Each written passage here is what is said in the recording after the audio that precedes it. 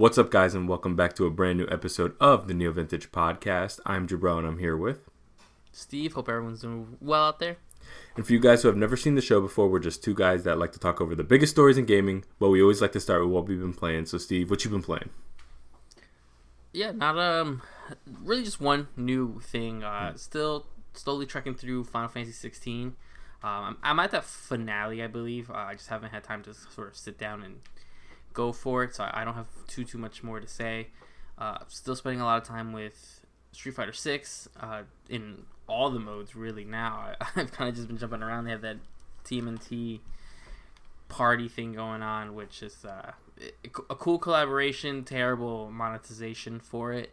$20 per turtle skin is ridiculous. That's crazy to do, especially when it's for your avatar, which is really a bonus feature.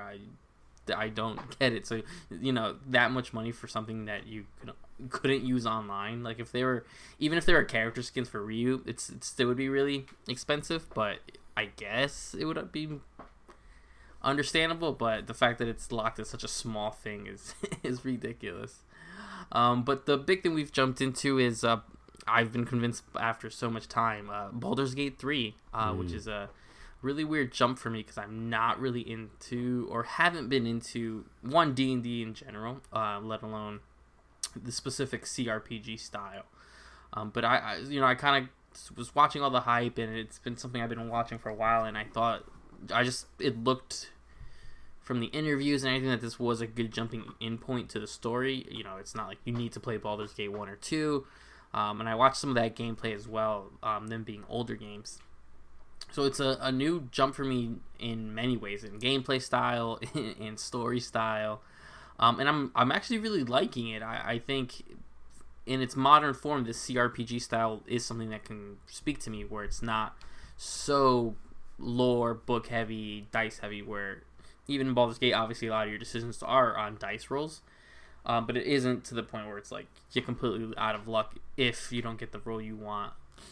So I've been taking my time with it just because I know it's a ridiculously huge game that I wasn't going to try to mainstream, if there even is a way to mainstream Baldur's Gate. But I've been slowly going through it, enjoying my time with these characters, quickly learning who I don't like, do like, and it's crazy because at any point, if you don't want somebody, you can let them die, just send them back to the camp. So it's really taking this role playing to a new spec where you're really in the world. You have the narrator going on. The game runs really well on PC. Obviously, it's only on PC right now, coming to PS5 later. But it's nice to sort of just have this sort of completely new experience where I had no expectations, I had no real desires or anything like that. So just sort of jumping into everything that is really new to me I'm having a really good time. The gameplay takes a little while to get used to because it's so slow paced. It's so methodical. It's so step by step from everything from moving to wanting to heal to just getting to the enemy, who sometimes it's 4 turns to just get to where the enemy is so you can hopefully do some damage. So I'm really liking that. I'm really curious because I haven't really played like Divinity Original Sin 2 or the prior games in this sort of genre. I don't know what is like new. I know some people complain about certain factors, some people praise other factors. It's all just new to me, and I'm enjoying it for what it is in this realm. Plays really well on Steam Deck as well. I always like to give that caveat. It doesn't look the greatest on Steam Deck, but once you start zooming in on Steam Deck, it starts to look a little rough, but it looks really good everywhere else.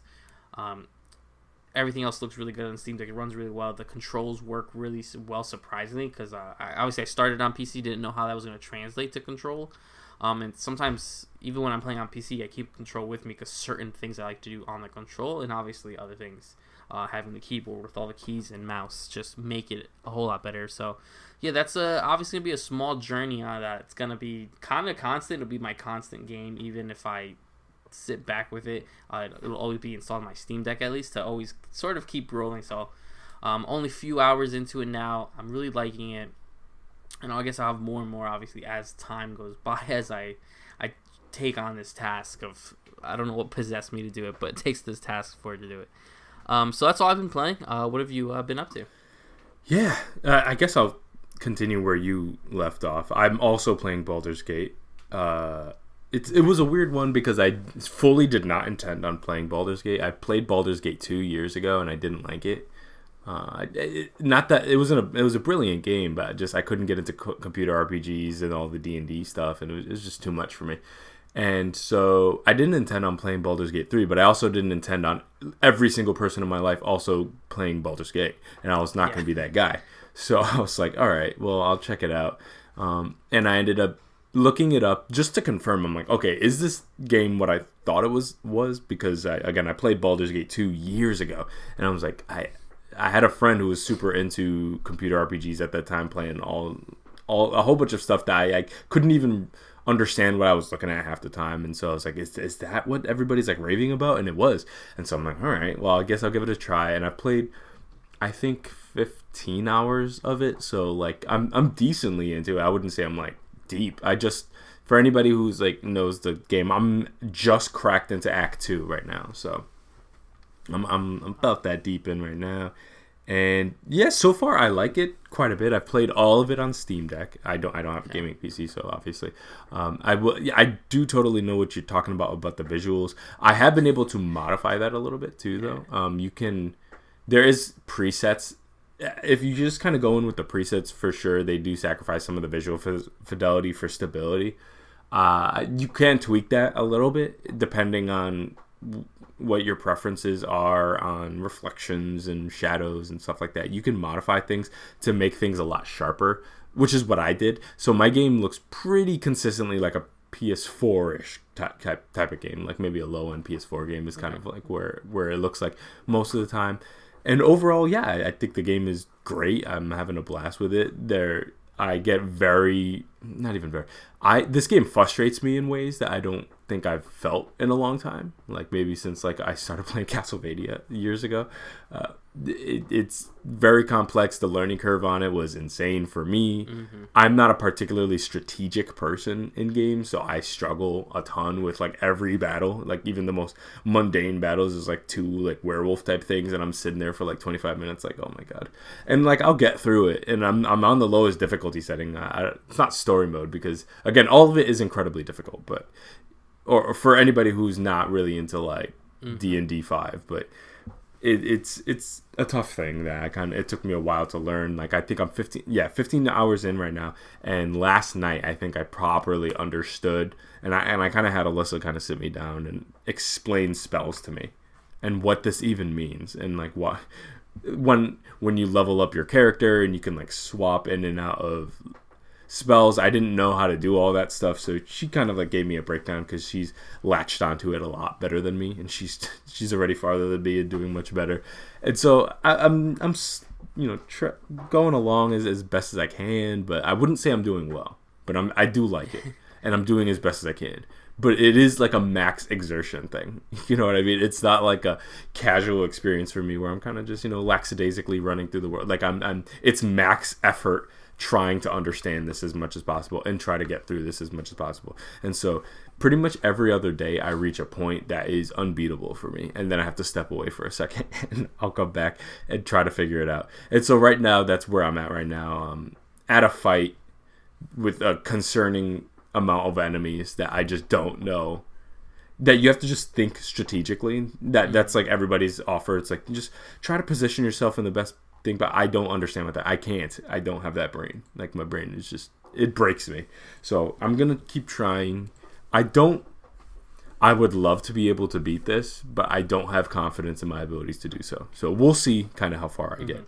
The next one I've been playing is Legend of Zelda: Oracle of Ages. Oh, before I move on to that, Baldur's Gate 3. Also, I do agree with people that it is like Game of the Year potential.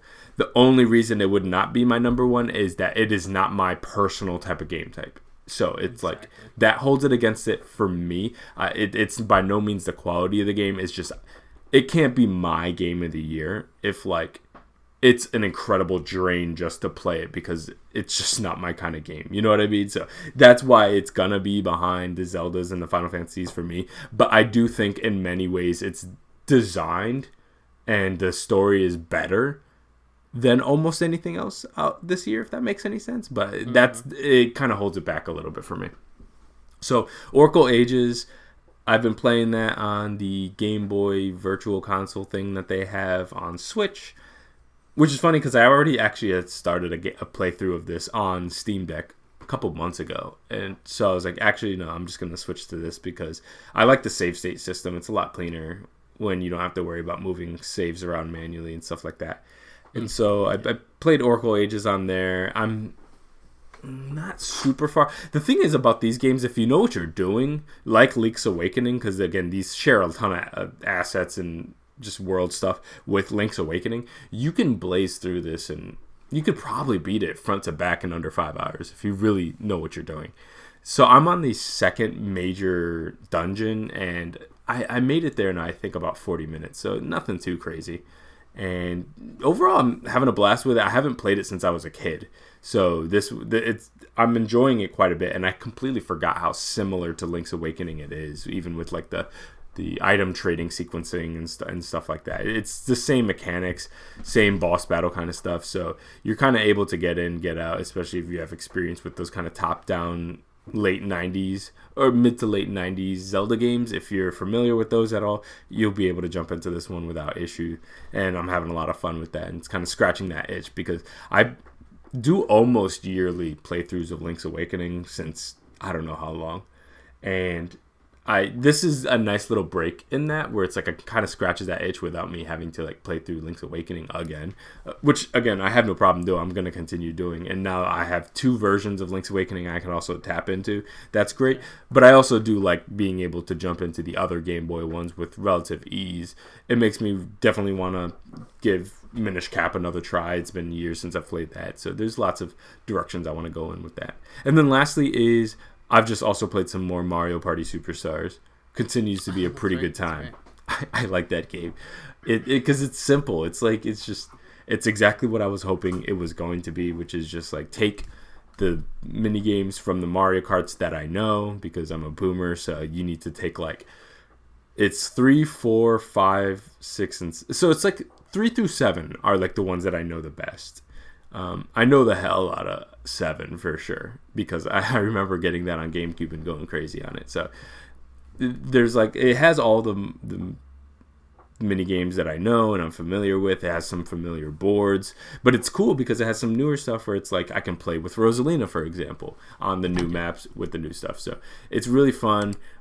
We need to definitely get another Pro controller at some point because it's definitely a thing where like I use the Pro controller and Alyssa used the Joy-Con and I washed her in every single mini game, and that is the excuse currently as to why I'm washing her. I need to even the playing field to just prove that like, nah, it's just I'm the GOAT at Mario games in general, and don't play with me like that.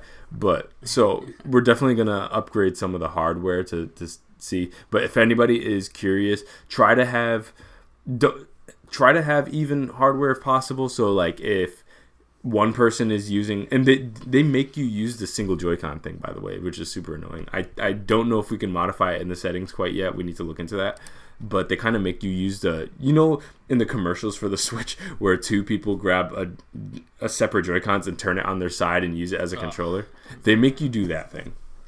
It's the worst thing I've ever seen. Yeah, obviously there's certain mini games that you're fine with. Like, so you really just need one button and direction and you're fine. But then there are other ones that like Joy-Con, or not Joy-Con, joystick rotation ones that can definitely get a little tricky if you don't have a full-size controller. So I would just say try to even out the hardware, or somebody might, and I put in that in quotations, might have an advantage over you. Again, I think you put me on anything, I'm putting in that work, but she doesn't agree. So we're going to even the playing field, see how that goes. I'm going to continue playing that. I'm playing it about like weekly, like on the weekends and stuff like that. So that's my nice little decompression game. But that's pretty much everything I've been playing. Oh, cool. Yeah, that's the way to go is to have, unfortunately, getting a second Pro controller. Maybe we get one of those cheaper options they have.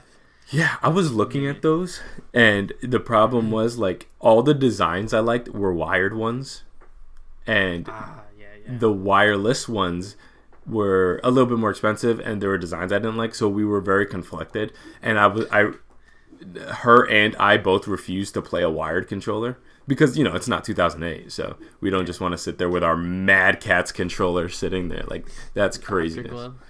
Yeah, that's insane. There's no way.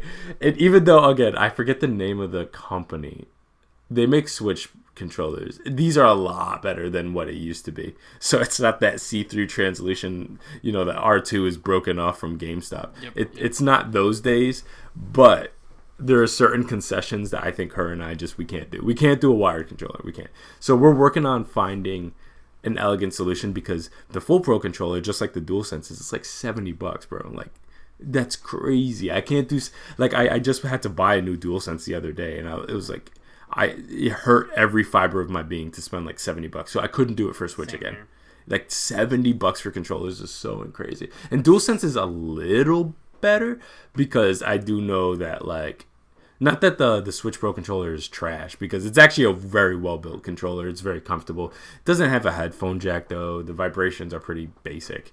The DualSense obviously has some tech in it that I think, if I needed to rationalize it's a little bit better of an argument. The Switch Pro controller is a little tougher for me. Not to mention, I don't play the Switch as much with the Pro controller. It's very seldom. It's when we dock it, pretty much. So that is why I can't float it. So I'm gonna keep looking at the kind of like third-party controllers, see if I can find one that is like the nice middle zone between a solid design, because I would preferably take advantage of, like, if you're gonna go third-party, go crazy with the designs, because Nintendo's not. So yeah, we're kind of just taking a look at what's out there. Maybe head to local GameStop, see what they got or whatever.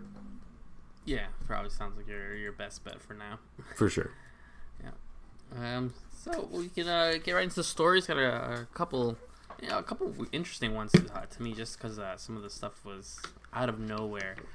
THQ Nordic had a showcase, which was really, I don't know if this was announced or what happened. It sort of snuck up on me. But yeah, THQ Nordic presented a new digital showcase on August 11th. They had a variety of stuff. THQ Nordic, obviously big known for just having so many random IPs. Lately, I think we usually report on what they buy and then do nothing with. Yeah. But they did have some cool stuff. So THQ Nordic, also with Black Forest Games, is making a video game, and we heard this rumor a little while ago, based on the hit comic Teenage Mutant Ninja Turtles: The Last Ronin. So really, really interesting to see this was official. I think we heard rumors about this, or somewhat we heard murmurs about this, or it may have just been nonsense. But they're working on it, which is obviously makes big deal. I think Teenage Mutant Ninja Turtles is going to be, it's always stayed popular, but I think it definitely is coming on a resurgence now, especially with this new movie reboot and everything that's going to go on. This comic going go well. So it's been really interesting. Again, we got a small teaser, no release date, nothing like that. Black Forest Games, they did an incredible job remaking Destroy All Humans and Destroy All Humans 2. And though it was heavily implied that they were doing a Destroy All Humans 3, a true 3 that never actually ever happened, so it wouldn't have been a remake. I'm not mad at them doing this, just again because they've proven themselves to go back and recreate something really, really well respected to its original, with just implementing better controls. So having this huge new IP could be really interesting for them, and I think it's going to probably put them on the map more than Destroy All Humans has. I really liked The Last Ronin when I read it. I think I'm also just a huge TMNT fan, so this is obviously just is a day one for me, unless it comes out looking like garbage, which would be surprising. How'd you react to this for the TMNT? Yeah, I was pretty excited. I think it's a very, very smart idea. And for anybody who kind of pays attention to TMNT, especially, kind of post IDW years, yep, there's so much untapped potential there that they've done surprisingly little with in terms of just adaptations in general. And in the comic space, TMNT has been killing it for a number of years now. And so I figure that, hey, we have this little bit of resurgence. People are talking about the IP a lot more. We have this really great movie that's out. This is the perfect direction for them to go. Start adapting those things that don't just do another straightforward TMNT. Like, take advantage of maybe some of the more advanced lore that exists in that universe. So I think this is a great idea. I'm really excited to see what this team does. I do believe in their general ability to put together kind of very fun arcadey type games. So I think this could be a very solid contribution to the kind of storied TMNT game history. We've had so many games of kind of varying qualities. So I'm very excited about this one. My only thing is I just wish we could see a little bit more of it. The trailer was pretty limited. It kind of just lets you know like what's kind of coming, and then I would love to see a little bit more gameplay and kind of what art style they're going to go forward. So I have a lot of questions, but so far I'm super on board for it. Yeah, that's true. And I just also wonder how they're going to do the marketing because it's spoiled, or it's not that it's spoiled, but it's almost common knowledge who the Last Ronin is. We know which turtle that is. I don't know if they're going to lean into that and just sort of run with it, or they're going to try the mysterious aspect again. If you say this game comes out, that's the estimate 2025. I mean, that's 5 years after the comic book series. And again, that's such a big thing of who is this turtle. But again, they have multiple ways they can go about it. I think it'd be exciting either way they go with it.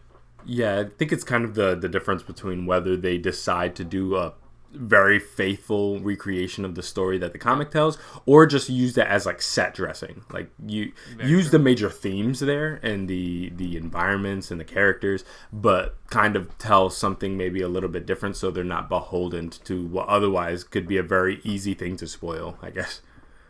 Yeah, that's very true. So we'll have to see which route they take. I'm okay with either. So the next thing announced, a new South Park game, which it's been a little while. Again, this is another thing. Most people kind of expected the next South Park game to be another huge RPG game that they've done. But no, so South Park Snow Day is coming, which is a new 3D co-op multiplayer game coming next year for PC, PS5, and Xbox Series systems. And I don't know how to feel with this. I liked the two South Park games that were the RPG style just because it was like playing an episode of the show. This looks like a little bit more of a top-down Diablo-esque in gameplay style. We didn't see too much of what it looks like. We didn't see HUD. We didn't see what it is. But it does look like some sort of top-down multiplayer action game. I don't know. It just left me wanting to know what it is exactly. Is it some sort of free-to-play game? Is it because they focused on like co-op? It's co-op multiplayer game. Is it only a co-op multiplayer game? Is there no sense of story? We don't really know. But again, it's something I'll keep on my radar. I just don't know if this is exactly what I want to play in that South Park universe. Any thoughts on this? Yeah, I think it's interesting to me only with the fact that the first two were so surprisingly good. And I'm not even a South Park guy, so that is the only reason why it's kind of on my radar. Them going kind of like a co-op multiplayer direction is interesting. Mm-hmm. I do admire and respect their ability to kind of change genres dramatically in between titles. So like the next South Park game comes out and you never know like whether they're going RPG direction or what. So them kind of going in that direction I think is interesting. It kind of keeps things fresh. But and I have a little bit of faith in them just because as of right now they're kind of 2 for 2. But at the same time, like is this my gameplay style? Am I gonna play this one? I don't 100% know. I think I need a little bit more information and I need to know what direction they're going for. But it's like something I'm cautiously optimistic about, just because like if you would have asked me 10 years ago if I thought there was going to be a South Park game that was even remotely good, I'd probably say no. Like and the fact that the first two were actually surprisingly well put together and detailed, and not only a great adaptation of the characters in that world and that art style, but also were just like genuinely fun for anybody who's like just a fan of video games in general. So I hope they kind of bring that care to this genre. So I hope this is funny and goofy and satirizes like a Diablo, for example, in the same way that they've kind of done the same thing for like Final Fantasy and stuff like that. So I'm kind of like cautiously optimistic about it. Yeah, same. It's just one of those things where it's like it'll exist in one way or another. Alone in the Dark gets a new trailer. So we learned last year that a new Alone in the Dark game was coming. And so the new trailer shows, I believe the character's name, Edward Carnaby, which is played by David Harbour. And he's one of the playable characters. This is still one of those series that I'm a big David Harbour fan. But this is one of those series where I'm just like, I know so little about. But like a lot of people are sort of hyping me up. I see a lot of the big names attached to it. We did get the second, we had second trailer that showed Jodie Comer in her role, which is the second playable character, I believe. But yeah, it's one of those games. It's the same thing that I have with like Alan Wake, where it's like I do want to look into the series, sort of see what it is and what it has to offer for me, if anything. But I just don't have much more to say, just because it's one of those things that it's always sort of passed me by. Any interest here? Yeah, I had like vague memories. Like when I heard Alone in the Dark, I'm like, that's a name I haven't heard in a while. Like, is it what I'm thinking of? And I looked it up, and yeah, it was like around like, oh wait, there was like a title, and I found out that this is actually quite like a robust franchise. Like there's been a lot of games in this franchise. Wow. Yeah, I'm just looking it up now, not to interrupt, but man, my goodness. Yeah, there's a ton of them, and one as recent as like 2015, but it was like some kind of online game or something like that. And so this one's just another one coming out. And yeah, I know nothing about this series, so I don't know what it plays like. I don't know what it's about. I just have like vague recollections of it kind of being in GameStop all the time. Like I would see copies of it, and I never knew what it was. And I remember like around that time getting like Prototype instead or something like that. So I remember seeing it. I'm curious about it. I like David Harbour a lot as well. And so when he's kind of in project, that kind of intrigues me a little bit more. But again, until I find out like, is this going to be fun?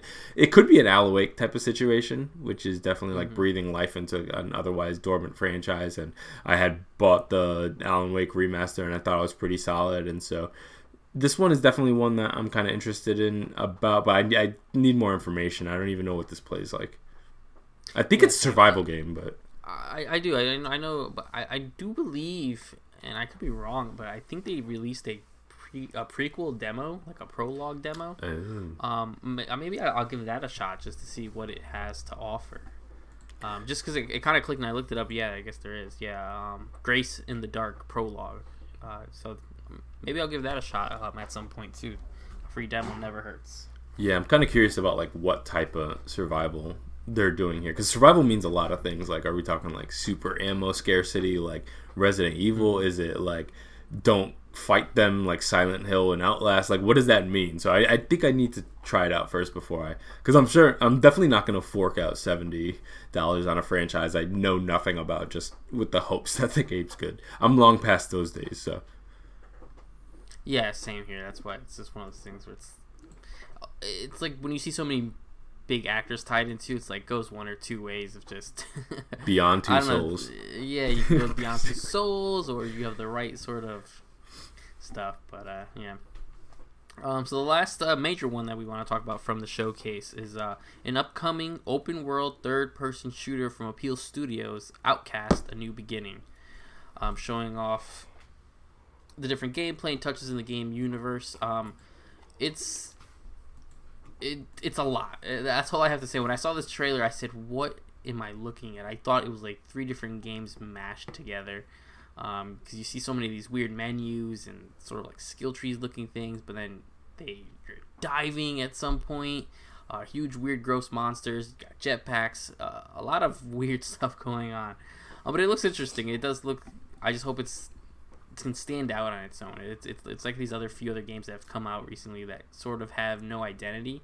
That's kind of what I saw when I saw this. I was like, it looks like they're struggling maybe for just to find its thing.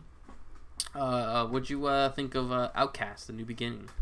Yeah, I was basically feeling the same way as you. It's a lot of things that they're doing there. And for the one thought I had when I was kind of watching the trailer, and then I watched the trailer like maybe two more times, was hats off to them if they can get this running well, because it seems rather ambitious in terms of its just kind of openness and scale and navigation, and it actually gave me pretty strong Anthem vibes for a second when they were kind of flying around that way, and I'm like, if you can pull it off from a performance level, hats off to you.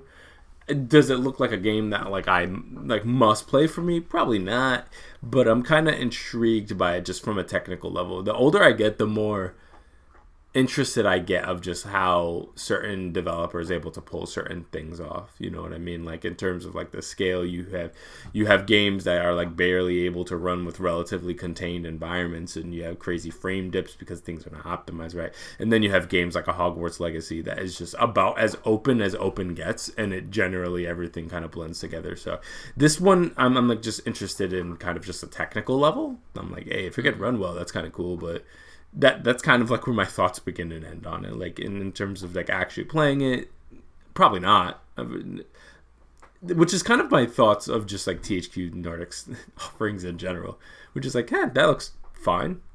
Which I'm not mad at, because I like a AA release. I like that there's that kind of not everything has to be Last of Us, and not everything has to be like super indie Devolver Digital game. You know, like something kind of exists in the middle. But that just means a bulk of what you release is probably not going to be for me. I'm probably just going to be like, that's cool, and kind of move forward. Which is how it used to be. You know, all those like movie tie-in AA games, like it's kind of just like, you play maybe once or two a year, and then you keep it pushing. But which is definitely going to be kind of THQ Nordic's thing for me. But overall, the Outcast thing just doesn't really inspire me one direction or another. Yeah, same. It's one of those things where I'm just like, oh, okay, who knows what it'll do. I'm not mad at the showcase though. At least THQ, like, they're buying stuff and things are coming out. And if you look at their like yearly release slate, it's actually like insane. Like a lot is coming out from them. It's just one thing, they don't always do these type of showcases. Like this is not like a weekly or even a monthly or quarterly event. So a lot of their stuff kind of comes and goes, but their output is pretty solid. Like they have a steady stream of things that are coming. Things are getting financed. They're buying IP, and for the most part, they're keeping them active. Like, obviously, there are things that they bought that they haven't done anything with, and they probably won't do anything with. But a lot of the things that they kind of have attached themselves to over the years are kind of re-emerging, which I can appreciate. Like, I'll take that over like the weird stuff we see with like Embracer and stuff like that, where it's like God knows what's happening in the background there. Where it's like this one is again a very kind of classic approach to acquisitions, which is just like you kind of have this monolith publisher, but like things are coming out. You could comment on the quality or the fact that maybe they don't own anything crazy, and then you get stuff like Saints Row with Volition and stuff like that, but which don't get me started on that again. But at the very least, things are coming out. They are doing things, and nothing is, or no, I wouldn't say nothing, but most of it's not like 20 on Metacritic. They're kind of middling. Like someone's into them, so I'll give them that. Yeah, I agree completely. Where it's not the Embracer look. They sometimes make questionable things. When they bought Alone in the Dark I think they bought that from Atari not too long ago. Yeah. Why do that? Why do that? And then it's like, well, no, they have a plan for it, and they're putting some big names into it, and must have not been cheap to get some of these big actors in. So I'm like, all right, they believe in their work. Where again, you do have like Volition. Obviously, didn't believe in Saints Row, but not to pick that wound. But I wasn't mad at the showcase. It came out of kind of nowhere.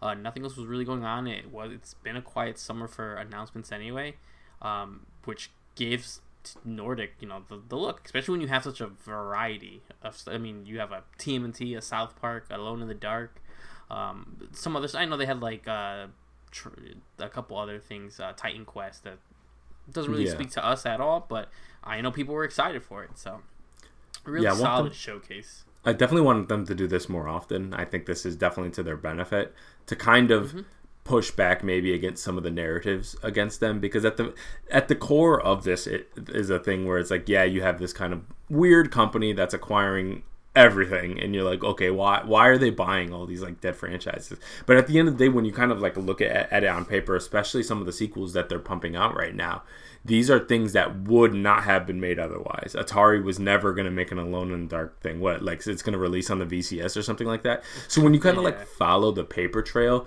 it's not like they're picking up and ruining existing franchises. If anything, they're kind of giving feeding that base with something. And yeah, does a THQ Nordic game ever light the world on fire? Not really.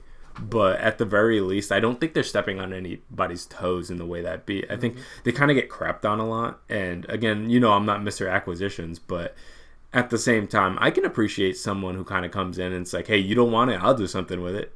You know what I mean? They're kind of like, they'll gather up all the trash. They're collecting the cans on the side of the road. It's like, hey, you don't want it? I'll make a little bit of money on this, even if it's like $2.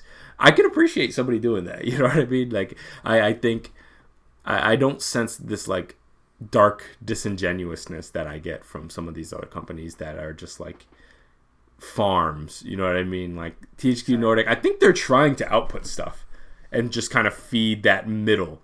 And I can really appreciate a publisher that knows its role in the industry. They're not trying to be something bigger. I don't think Nordic at any point is like claiming that we're going to have the game of the year or anything like that. But which I think that's why I like a THQ Nordic and why I'm so like perplexed by like a Ubisoft. You know what I mean? Where you could tell when like a publisher understands what it is and when a publisher doesn't. And so that's why like, surprisingly enough, I don't have much negative to say about THQ Nordic, as middling as their games might be. No, yeah, exactly. I feel very similar. So I guess we can move on to the second story, and this is something that we're kind of coming off a lot of rumors, but I put rumors in kind of exclamation points, or not exclamation points, but like in quotations, because this is kind of inevitability. Like anybody who knows Call of Duty knows it's annualized, so it's like it could only be so rumored for so long before we have a pretty concrete answer about whether something's legit or not. But Activision has formally announced Modern Warfare 3. Finally, we have a release date of November 10th, 2023. They released a teaser trailer that doesn't really show anything, but we're gonna get more information. We're coming into fall right now, so it's good. We're gonna enter the Call of Duty era very soon, which is pretty much every fall. This is coming to obviously modern consoles, but then they have also confirmed that it's going to be coming to last gen consoles as well, which is in line with pretty much every other Call of Duty that's come out previously. So, Modern Warfare 3, I'm excited for it in the way that I was very pleasantly surprised by Modern Warfare and Modern Warfare 2. Especially, that first one, but the second one was actually really, really solid too as well. There's only like one mission I was not really into, which was like that tank fight towards the end there, but for the most part, I've actually really liked this rebooted Modern Warfare era, so like I'm down for 3. I only really play the campaigns, so I'm more curious about this game in terms of like a release thing, and I know that like obviously the Microsoft acquisition thing is not going to really come into this one specifically, because I don't think that it goes into effect until like 2 years, next year, something like that. So it's gonna be a bit. So this game I'm like down for. Is not like a day one purchase for me per se, but I'm curious to see what they do narratively, because I think they've set up a very compelling modern Call of Duty campaign. As compared to where things were previously, like then you have like these Call of Duty Vanguard and stuff like that are just not great. So I appreciate that they even are still not only putting out campaigns, but actually putting forth quite a bit of effort. The games feel better than ever. They look better than ever. And so generally, I'm not mad at it. What do you think? Yeah, no, I think getting the full announcement that it is Modern Warfare 3, because I know there was a time we were, well, not us, but they were back and forth on they were going to skip this year or they were going to add on to Modern Warfare 2 as a thing, but as I guess they got a production line, they're obviously treating this as a full release, even though everything does get added to that weird menu scroll that when you launch Call of Duty, that it's just like a menu of stuff. But yeah, I think it's exciting. Again, for me, I'm very much in the same thing with you, where it's the campaigns that I really enjoy. I liked the reboot of Modern Warfare 2. I did like it a little less than the original, other than not the original one, but than the first one in this new trilogy. I think it's pretty interesting to see that they never really do these sequels together like this. Usually another branch of the company would go. This wouldn't be, a different Call of Duty would be this year, not the sequel to the previous one. It's always been, Modern Warfare, then we got Black Ops or whatever, then Modern Warfare 2, then the next one. So it is interesting that we have Modern Warfare 2, then right after that, Modern Warfare 3, giving the next whoever was in line next an extra year for their Call of Duty, which you assume is next year. So it is interesting. So it's really weird. Again, I'm excited to see where this is. I'm glad I'm not super into the Call of Duty machine because it is just so overwhelming. I go in, I play the campaign. Sometimes I dabble in the multiplayer. I'll do one or two battle royale things, and that's kind of it. Again, just because that menu is atrocious. When I launch Call of Duty and you have somehow there's like a bracket to play the Black Ops that came out a while ago, and they're all it's so much stuff. So I'm glad I go in there, I go to the campaign, I play the campaign, and that's pretty much it for me, unless it's a year that they do zombies. But again, that isn't what's in Modern Warfare at all, so don't have to worry about that. I'm excited though. I'm just sort of I'm in the same boat where I'm like, yeah, I will get to it when I get to it. When it's on a sale, I'm not really a day one for this, just because it's such a big price. You're gonna assume this is a $70 release. Oh, definitely.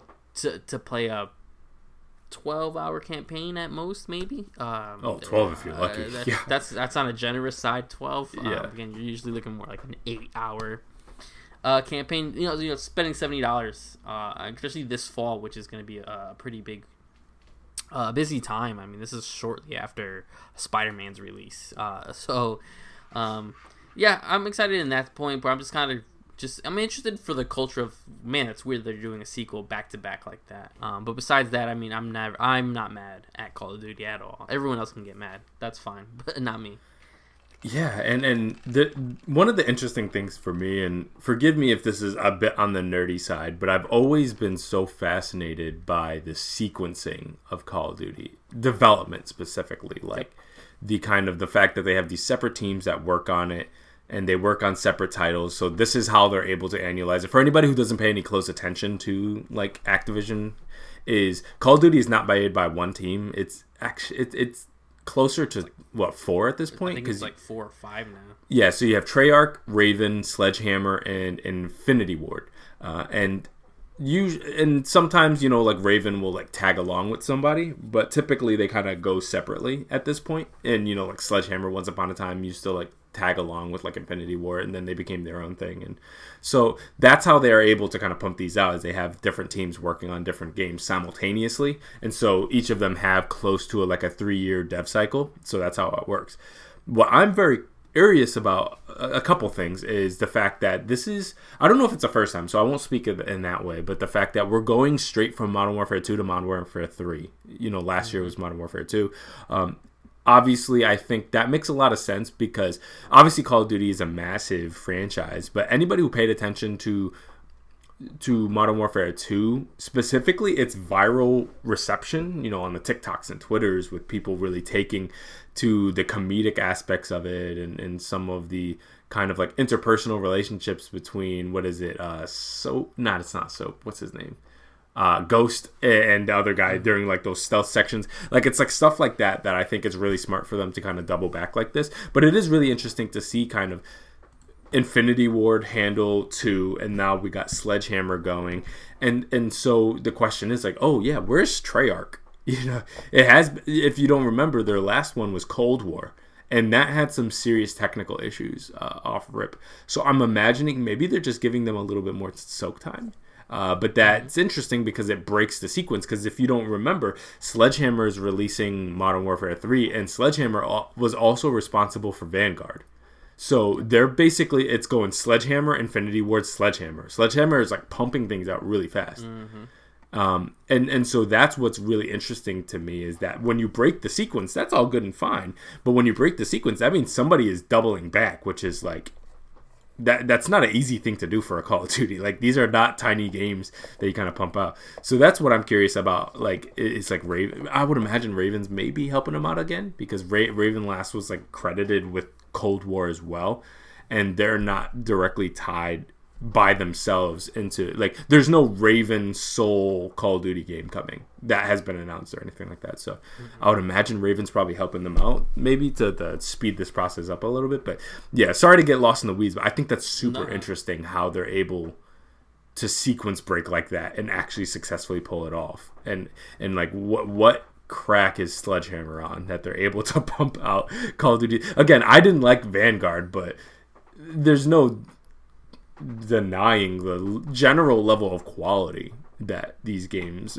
are able to generally maintain, and the fact that somehow like they're able to double back, because Vanguard only came out in 2021, so we're talking 2 years ago, and they're dropping Modern Warfare 3 this year. Like, that's crazy. So that was the main interesting thing to me when they formally announced Modern Warfare 3, where I had to like pause for a second. I was like, wait, did I miss a Call of Duty? Because I was like, I'm pretty sure 2 was last time. Yeah, and that was Infinity Ward. So I was like, who's making this? And I'm like, Sledgehammer. It's just very interesting, because I knew it wasn't Treyarch, because Treyarch stays out of the Modern Warfare stuff. They're, Cold War and Blops, and they've done like World at War back in the day. They do all of those, and the zombies and stuff like that. So I knew it wasn't Treyarch. So I was just like, who the hell is doing this? So yeah, no, it's really interesting to me. Yeah, that's the thing, and I think it's hard to look at the pattern now. I think technically it would have been Treyarch this year. Treyarch would have normally gone if I'm assuming it's technical issues. If that's just an assumption on my part. Yeah, again, because they did World at War, and ever since they've only done Black Ops, and they've done assistance, right? They've done assistance on the other games, and they've done some assistance on Warzone, but Cold War was the last one. And Cold War was the last one, which was around the launch of the system. So 2020. So it would have been their turn. So again, it's just so much confusion, and it's just interesting from the nerdy aspect of like, man, what's going on over there? Are they doing some restructuring? Can we expect some stuff? What is because obviously there's a lot of helping, because almost all the names show up in the credits when these Call of Duty games come out. So it is interesting from that aspect. I just wonder what the new lineup looks like, and is Raven maybe getting their own attempt, because I think Raven was credited with specifically the Cold War campaign, I think, but not like the game or something like that, if I remember. One of the campaigns I know they were given a little bit more credit than the big party that had it. Yeah, it's one of those things where, and you and I are old enough to remember the days when it was just Infinity Ward and Treyarch kind of trading blows back and forth, and there was I remember the days where like that was like a contentious topic once upon a time. It was like, are you the Infinity Ward guy or the Treyarch guy? And there was no hard console break, but I do distinctly remember, and tell me if I'm misremembering here, but I remember a lot of the Xbox guys being like hard Treyarch people, like World at War, like on 360 was the shit, and then like you had some people who were like more Infinity War, which was me, and I was like super into the Modern Warfares really, and I didn't really touch like the zombie stuff. So it was so like, I remember that back and forth, and then now you fast forward to now, and they don't even talk about the teams anymore. So that's so interesting, where there's a general detachment between like, and I'm not talking about the average fan, but like, you like when people pick up a Call of Duty game, I don't think they look for the developer anymore. They don't really care about. I mean, when was the last time somebody even really talked much about Infinity Ward or Treyarch? You know what I mean? And people talked a lot about like Raven recently. Obviously like with just Activision and their acquisitions and stuff like that. So that makes sense. But Sledgehammer being the kind of like newer of the big boys in there. But yeah, it is kind of interesting where like that's just not a conversation anymore. Like nobody cares really how it's made, just so long as there's a new entry coming out. Yeah, no, that's the weirdness of it nowadays, because it is just so nebulous now. But before, it used to be a diehard thing. Yeah, you remember that, right? There was totally a time where that was like people knew who was making this, and people kind of chose sides a little bit. Yeah. Yep. It was a weird timing. It is a weird time to reflect on. For sure. So yeah, last small story to talk about. Rockstar announces Red Dead Redemption conversion. This obviously comes from IGN, Wesley Impel. Red Dead Redemption and its zombie add-on Undead Nightmare are coming to PlayStation 4 and Nintendo Switch on August 17th. Rockstar has announced. Rockstar's 2010 Western adventure, which only launched on PS3 and 360, is being ported to PS4 and Switch by UK developer Double 11 Studios. With PlayStation backwards compatibility, obviously, that's how you'll be able to play it on PlayStation. The port is not a remaster or a remake, but a conversion. So it's a port. I don't know. It's a straight port, according to Rockstar, and includes newly supported languages such as simplified and traditional Chinese, Korean, Polish, Brazilian, Portuguese, Russian, and a couple of more Latin American Spanishes. It comes in at a cost, a ridiculous price of $49.99 on Nintendo eShop and PlayStation Store, with physical versions coming in October. Also, big deal. I understand that it is playable. This is something that's been coming, right? We've seen the ratings in Korea and stuff, so we knew a Red Dead Redemption. We were hoping a remaster was coming. But no, it looks like we're getting a straight port. Obviously, PlayStation 5 has no backwards compatibility with PS3, so there was no way to play it. It is playable now. Switch will have, obviously, this now as well. You can play this on Xbox Series and the One consoles through backwards compatibility. That's been available for a while with a 60 FPS patch. Super disappointing that now Red Dead Redemption 1 will still not be available on PC. I think that's pretty disappointing. I think a price tag of $50 for a port is ridiculous. I think this is nonsense. Though I understand them just being straight greedy. I don't understand what Rockstar keeps doing, because they're not even doing the port themselves. Double 11 Studios is not a company I can't recall. I know you're a huge Red Dead and Rockstar fan. How did you sort of react to this news? I was both surprised and unsurprised. I was surprised because of the way they went about it, but unsurprised because I know this company. So I think everybody expected them to go back to Red Dead. I think if you had people put money down, most people would have probably hoped for a remake, but would have probably settled or expected a remaster. A straight port is not what I expected. I won't lie. In 2023, a straight port of a 2010 game? No. Maybe on Switch. We see lots of ports, but like a PS4 port is weird. No, I didn't expect that.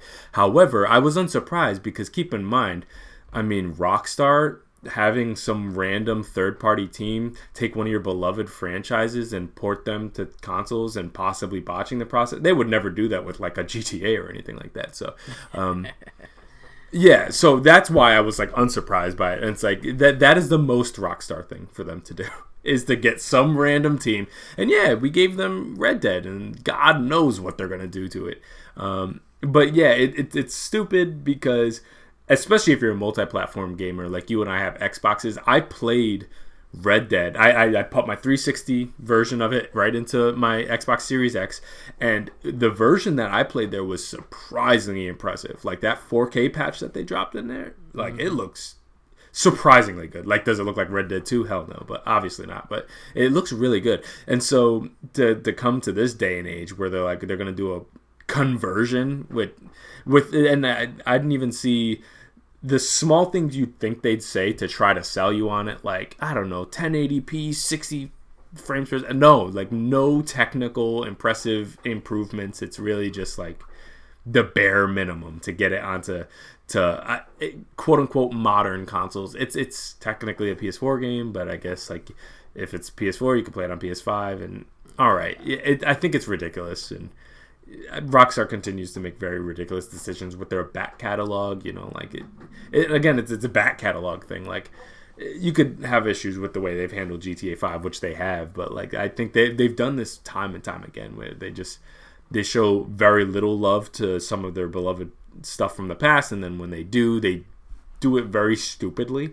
And I've never seen such a large company insist on pushing out major products to other third party people. Like, I've never seen that before, where like they have so many resources, but they just don't do things internally. They keep getting random phone company, and then they have this Double 11, which, again, no offense to Double 11, I don't really know them like that, but like I'm like, I would love to see just some care put into things. And again, I was hoping for a remake, but I was gonna settle for like a really well done remaster. And the fact that we're not even really getting that either is what I think is a little surprising. Like, it's lazy even by Rockstar standards, which at this point, you know, I my expectations are a little bit lower for them, especially after that GTA trilogy debacle. Like, yeah, that was crazy. But yeah, that was like my general thoughts. The $49.99 is, it's BS. Obviously, it does not surprise me on Switch at all because Switch taxes everything, so like everything's expensive over there. But yeah, for the this max for me should be like a $19.99 game. If you're not doing anything to it, what is this $50? Like, what are you charging for? Like, you're not doing anything to it. So that's another thing. Like $50 for like the Last of Us remaster or remake or whatever you want to call that. That makes sense to me. But or more sense. There's still issues with that, but it makes more sense to me because again, they put a lot of resources into that. This, if you're not doing anything to it other than kind of offloading that work to some third party, like to charge $50, we're talking $20 shy of a full price game, like a full price modern game. That's insane to me. Like they're off something. I hope nobody buys this, personally. I hope not a soul buys this. But unfortunately, there's a lot of people who are only in the PlayStation ecosystem and not in the Xbox ecosystem. And they have genuinely not been able to play this game for a very long time. And so I know this is probably going to do commercially very well for them, even though I wish it wouldn't. Which, unfortunately, will not send a great message to them. But yeah, it is what it is. Yeah, that's nuts. I mean, and just to try to compare apple to apples, I know it's not the same, but Red Dead Redemption, they re-released it in an Xbox One casing. It is just a 360 game in there, but that runs new for $29.99 right now on Amazon. That's crazy. Which even that price seems more justifiable for the game, the DLC, for sure. Whatever. It's the game of the year edition. So to tell people they have to pay pay $50 just so they can play it, it is nuts. And again, I'm just worried about more of the performance of it is my thing. Like we've said, we remember what happened with the GTA trilogy. I mean, you dealt with it firsthand. Looking at Double Eleven's website, so number one on their thing now is Red Dead Redemption, but their previous work, they helped with Fallout 76, Crackdown 3, some game called Songbringer, and they helped. It doesn't say specifically what they did, but they did something with Little Big Planet on Vita. So, and that's it. That's all. They have, again. It looks like they ported Limbo somewhere. Not promising. Not promising. Not very much promising. So it is worrisome. Again, as much as I would love to have Red Dead 1 playable on my PS5, this is not the way I wanted it. Not anywhere near what I wanted it to be. Only Rockstar could look at that team, look at their back catalog, and the little handheld ports here and there, and some stuff, and it's like, oh yeah, let's give them Red Dead Redemption. This is the team for it. Like, I know we have all these different subdivisions of this massive company that has produced some of the biggest budget games of all time. Give it to them. That makes sense. It worked so well for GTA. Let's giving it to the phone people. Let's give it to the Little Big Planet on Vita people. God bless them. They never cease to amaze me. Never stop being you, Rockstar. Yeah, it's nuts. They're a special one. But so we have, what is it, October 13th, so that's coming out this fall. And I hate it because I know that's going to do so well. I know this game's going to do well. Physical on October 13th. Oh, physical. Comes out in a week for us digitally. Beautiful. Oh yeah, August 17th. Yeah, August 17th. So Thursday as of recording. That's beautiful. Okay, yeah. So I can't wait to see how much this lights the world on fire. Yeah. Because if there's one thing you can count on the gaming populace to not do is speak with their wallets. So there's definitely people are going to eat this up, unfortunately. For me, when I get into the mood for a Red Dead, I have a perfectly great patch that I'm going to play on my Xbox Series X, and it's going to look better than everything that's happening over there on the PlayStation side with this BS port. But I guess the Switch fans win a little bit. I mean, they got something. That is a nice game to be able to play. There, I want them to do a Steam version so I could play this on Steam Deck, but that's a whole different. That's not for $50 though. Not for 50. Not for 50, but that's a huge confusing thing too, because Red Dead 2 is available on PC. Oh yeah, it is, isn't it? And it's deck verified too, so I have no doubt that they could do it. I've played it on my Steam Deck, so Like, yeah, I don't know what they're doing over there, but it's weird. We'll keep an eye at this one. I know you're gonna buy this one for sure. I'm just kidding. But the next show it'll be out, and I'm definitely gonna be watching some videos about this, see just what this even looks like. So we'll get back to you guys on that. But yeah, that was the show. 3 major stories. We're heading into we're not quite at the fall yet, but it's things are gonna start ramping up. We got Mortal Kombat right there on the higher highs, and I'm just so psyched to play. And then obviously Assassin's Creed after that, and Spider-Man and stuff like that. So I'm very excited to see kind of the fall ramp up, and then Nintendo's got some fun things coming as well. So we'll get back to you guys on all the new things that we're playing. But this has been the NeoVintage podcast. I'm Jabril, and I'm here with Steve. Hope you guys enjoyed. And we'll see you guys in the next episode. Bye.